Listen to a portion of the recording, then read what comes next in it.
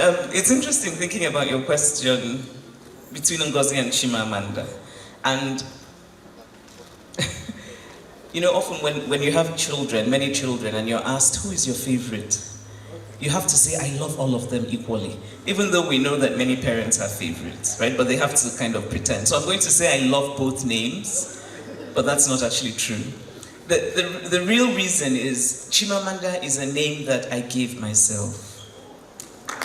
And the story is a little bit long, but maybe I should tell it so that the students can hear it, yes? Okay. So when I was born in 1977, the names that were my birth certificate were Ngozi Grace. Grace was my mother's name.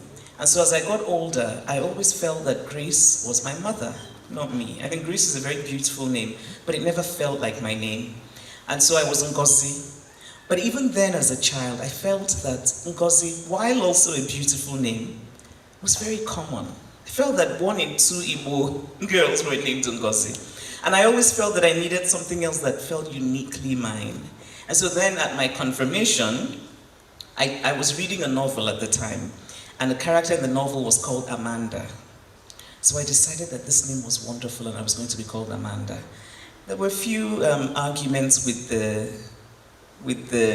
hierarchy of the church concerning such things as that you must have a saint's name. So I made my case and I was allowed to have Amanda. And I remember the bishop looked a bit surprised when he saw my name when he was doing and then he said, Amanda, be sealed with the gift of the Holy Spirit. And I wanted to say, it's not Amanda, it's Amanda. But anyway, so then I was Amanda, and then I went to the US to go to school. And I noticed very quickly that there were many other Americans in my class called Amanda.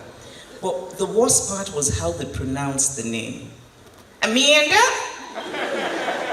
And so one day someone was referring to me and I did not know. Because they were saying Amanda, and I didn't turn because I didn't realize it was me. And I think that it was that, but also during that period I had started to think about identity and what it means to be from where, to kind of own where you come from. And so I remember sitting in that class in the US and suddenly I thought, this name is not my name. This name belongs to other people, it's not mine. I'm not Amanda. And that's when I started thinking about how I could give myself a name that was an Igbo name, that had a real meaning, but also that had to have that word Amanda, because that word was already in my passport and my license and everything. And honestly, it came as a revelation. I remember exactly where I was, and that name Chimamanda came to me. And in Igbo, it means my God will never fall down. And so I just really felt that this was the name that I was given, you know. I gave it to myself, but I was also given the name. Dream count. What triggered that inspiration? Or are there multiple triggers of dream count? Yes, there are multiple triggers. And I want to say thank you again to the brilliant young women for their performance. I'm not sure everybody quite got it, but what they did was in a lot of what they said, they found very clever ways to weave in titles of my novels and my short stories. And it just really was very cleverly done. So thank you again. And I also love how they kept, the expression dream counting kept recurring.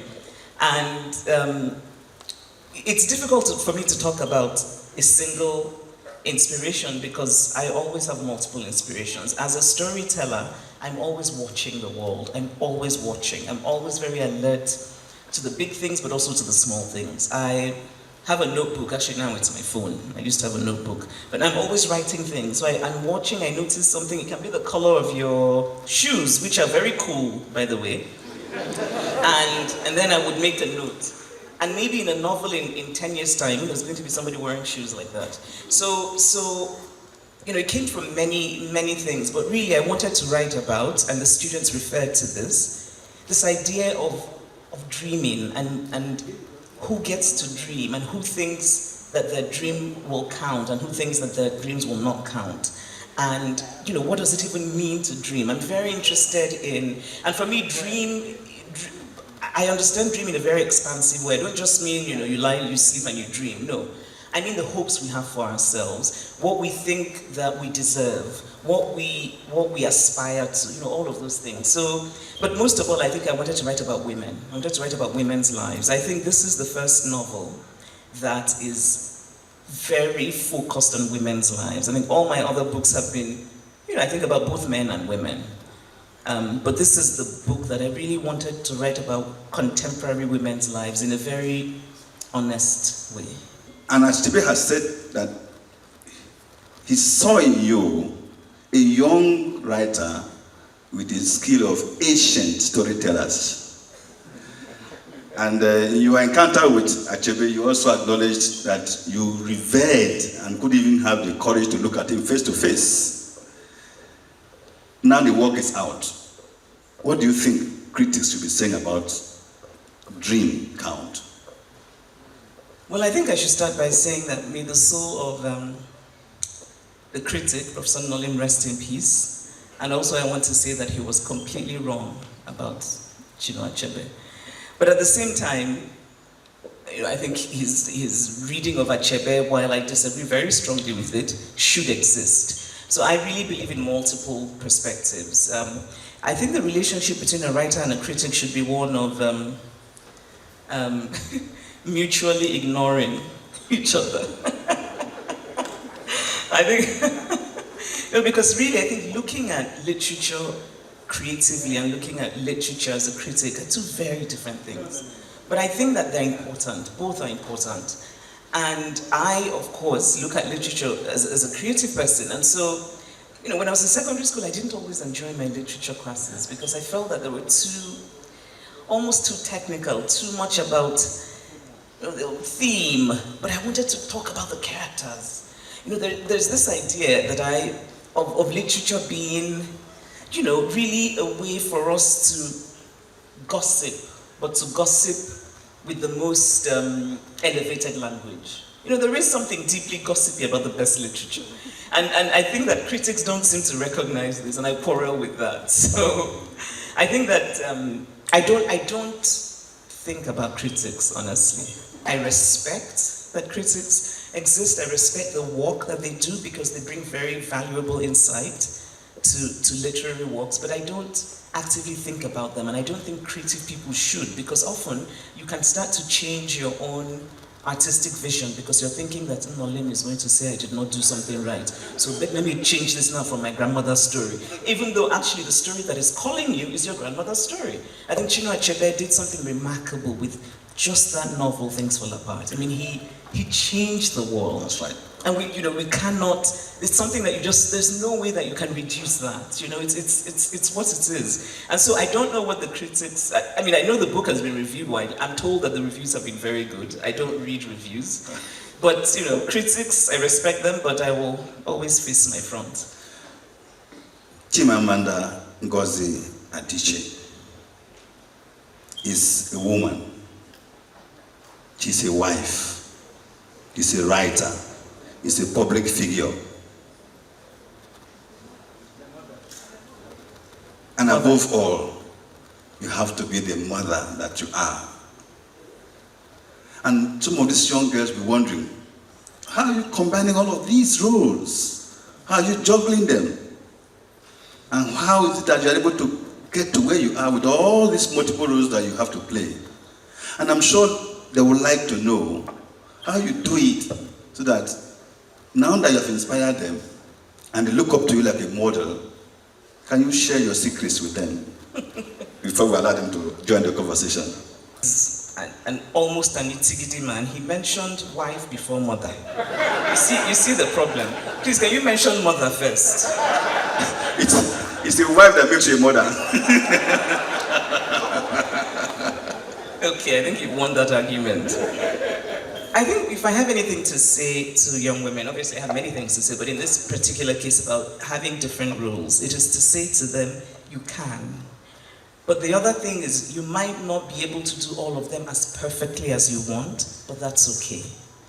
Part of being a mother, which I think for me has been the greatest gift I've been given, is that sometimes you feel guilty. Sometimes you feel that you want to be there 24 hours a day for your child, but you can't. And in fact, it might not be a good thing for your child. I think it's a good thing for your child to see you doing things in the world. You inspire your child by going out and doing things, whatever it is. From the woman who sells pepper to the woman who's running for president, that child is inspired by seeing the mother. I know how much it meant to me to see my mother, who was a wonderful mother. You know, my mother was a fantastic mother, but she was also a woman with her own ambitions. And so she became the first registrar of the University of Nigeria. But I never felt for one day that my mother was not there for me. And so we can do it all. What I want to encourage you, though, in particular, is whatever it is you want to do it well. Don't put in any half-baked effort. If you're going to have children, put in everything. If you're going to pursue, you need to put in everything. So what I try to do, I'm going to leave out wife for now. Because these Cross River people, I think they need to add money to the bride price. So but you know, my writing, you know, when I was younger, I didn't actually dream about things like getting married. Honestly, I had friends who would say, my wedding dress. I never thought about the wedding dress. I just wasn't interested. I read books, and that's what I loved doing. And I had arguments. I was very good at arguing about everything. And I encourage you, by the way, especially young women, speak up. Speak up. But always speak up from a place of knowledge. So before I have opinions about almost everything in this world, but before I air them, I go and do my homework. So if you ask me what I think about something and I don't know about it, I won't tell you anything, but I'll go back and read. I'll go back and learn. And so, you know, often I find that in public spaces, men generally are more confident about speaking up. Women are generally more, you know, apologetic. Don't be. Speak up. And all of these rules, you can do it. You don't have to be perfect. You know, you can be a mother as long as you love your child with your whole heart. That's it. Because love will propel you. Your love will propel you to do what you need to do for your child.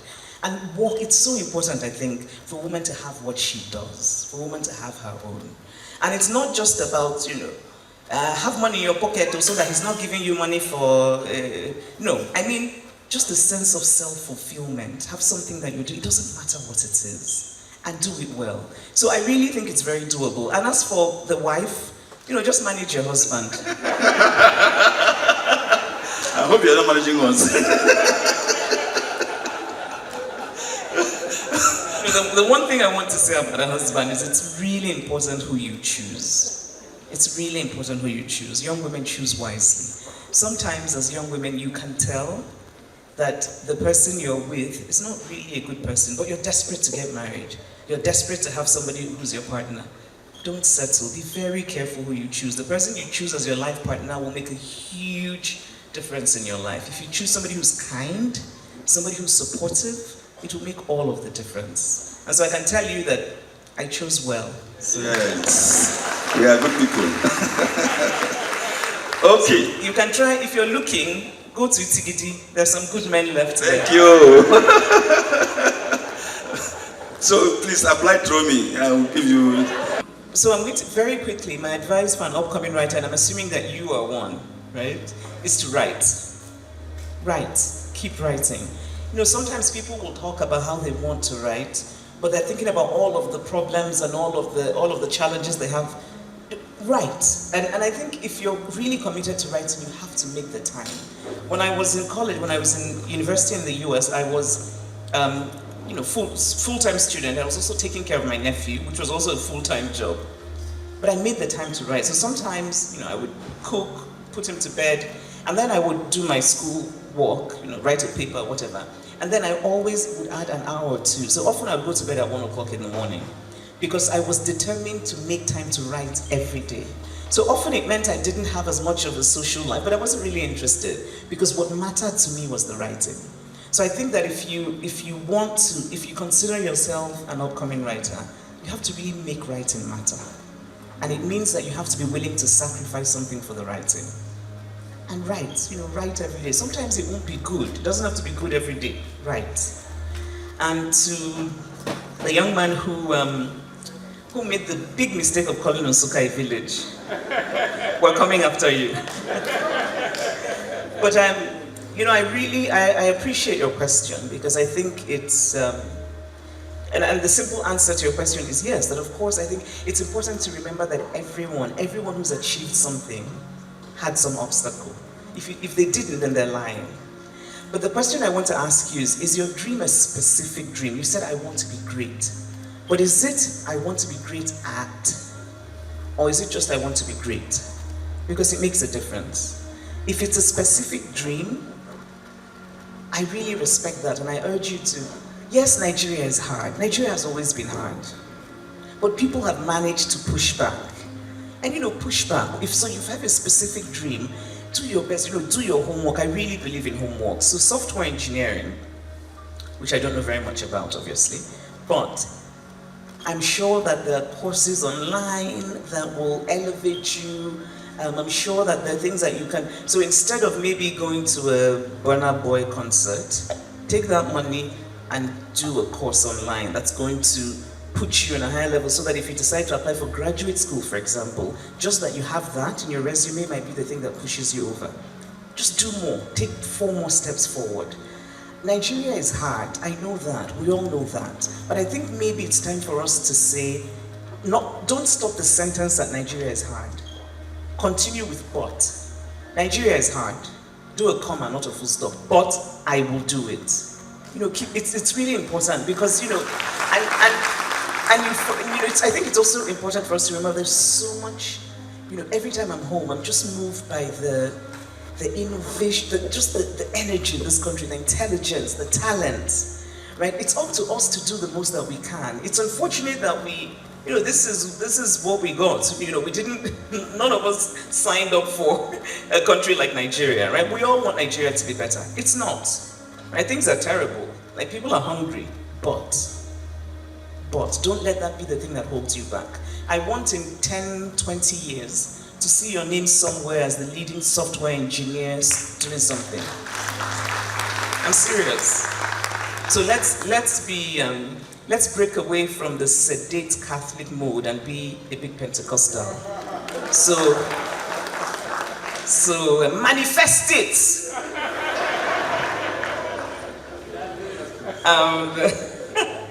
And the other question, sister's question, which amused me because it almost felt as though sister was warning me a little. And I think sister was saying, really, sister's question is, but don't you think that you're encouraging other women to use rat poison? And why not something? And well, I think the first thing I will say is it was the character, not me. Let's remember that.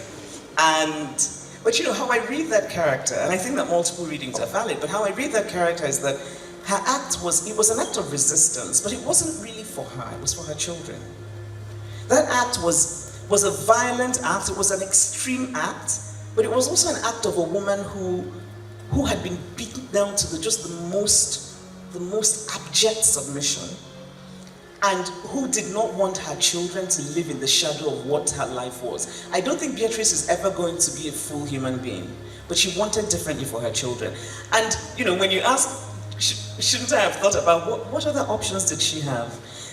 I think it's easy when we talk about women who are in terribly abusive relationships, when we say, why don't they just leave? But the psychology of abuse is very different. It's very difficult for women who have been in relationships that are so unhealthy to just get up and leave. They don't even have, many of them don't even have, they're not able to psychologically. So I think Beatrice is a character who would never have been able to get up and pack her things and tell her children we're leaving. Not in the shadow of a man just as impressive, in many ways as Eugene. So I think that she did what she thought she could. I'm not encouraging rat poison, no. Unless the situation is very bad.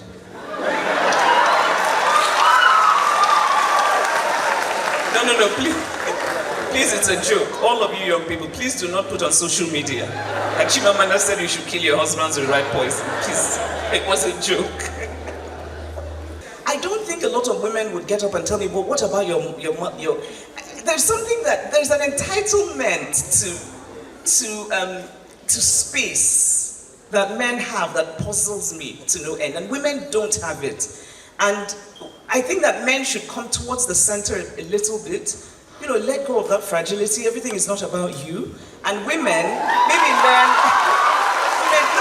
honestly, because a lot of the questions I get, first of all, you cannot know me and say that I don't talk about my father. So you need to watch more things. My father, anybody who knows me well and has read me knows how much my father meant to me. My father, I was a complete and utter daddy's girl. And also in that interview, if you remember, I said that one of the major feelings that I've left with in my grieving process, which is ongoing, is that I think I took my mother for granted, and I have deep regrets about that. I was so busy being a daddy's girl and adoring the ground that my father walked on, that I just thought my mother was just there forever. And so I've talked about how it's important for young women to really nurture and cherish and nourish the relationship with your mothers. It's very, mother-daughter relationships can be very thorny. You're going to regret it if you don't make sure that pay attention to it now. If you have your mother, pay attention to it now. Make the most of it. And so, to the question, yes, I was inspired by my mother and my grandmother, as I should be, and I'm sure you were inspired by your father and your grandfather. No, honestly, I think this is why I say that feminism is a justice movement, that we have to get to a point where it becomes ordinary to think that both women and men are at the center of the world, not just men. Because if we think like that, there's certain questions that will not happen, because it will be ordinary, right? This question about what is the role of the father in a feminist household, the role of the father is the role of the father. I think that parents, a father and a mother raise a child, and it really depends. It's always about context. The story I told about my mother, which is that my mother was the first woman to be registrar. And at her first meeting, the sign said chairman, because it had been men who had occupied that position until she did. And so somebody wanted to change it and put chairperson. My mother said, no, leave chairman. And when she told me this story, which inspired me greatly, her point was, I didn't want them to think that I was doing anything differently from what the other people had done. Because sometimes if you change the label, people think that even the content has changed, and she did not want that. And when you're the first, women who are firsts in different positions know that in some ways you have a double burden. People are looking at you and waiting for you to prove yourself, especially as a woman. So my mother did not want to start out with anybody, even anybody at all, even the person serving them meat pie, to think that somehow because a woman was doing the job, it was now a different job. But that's about context, because in many other contexts, women would not want to be called chairman. Sorry. Okay, yes. So I think that Dream Count is a novel that I hope will make people remember their dreams. So we all dream. Women, men, we all dream. And sometimes we put our dreams in our pockets because we don't think that they will come true. And I think it's important to just keep dreaming. And so I hope that this novel inspires everyone, but of course particularly, as you've asked, women who want to run for office. It's a very difficult thing to take on in a country that doesn't have many examples, many successful examples to look up to. But I think just being reminded that as a human being you dream, right? And it's worth holding on to that dream. It's worth trying, because you never know. It's not just the country, it's the world that has lost a lot from women being excluded. When you think about it, there are women, men and women are granted intelligence. So we cannot say that men are somehow automatically more intelligent than women. So when you think about all the intelligent women throughout history who have not been allowed to participate, who were not allowed to go to school, who were sent up to get married instead of getting educated, you realize that we have lost a lot, because who knows? Who knows if perhaps today we might have cured all different kinds of cancers if we had let these women get it. So what we have done as a society is that we have somehow cheated ourselves. So we've used half of the intelligence that God gave to us as human beings by excluding women. And so it's time, and this is why I say that feminism in the end is a justice movement. It's not about, it's not about fighting anybody, it's about justice. It's a justice movement. And so when we have full inclusion of women, we're bringing in more talent,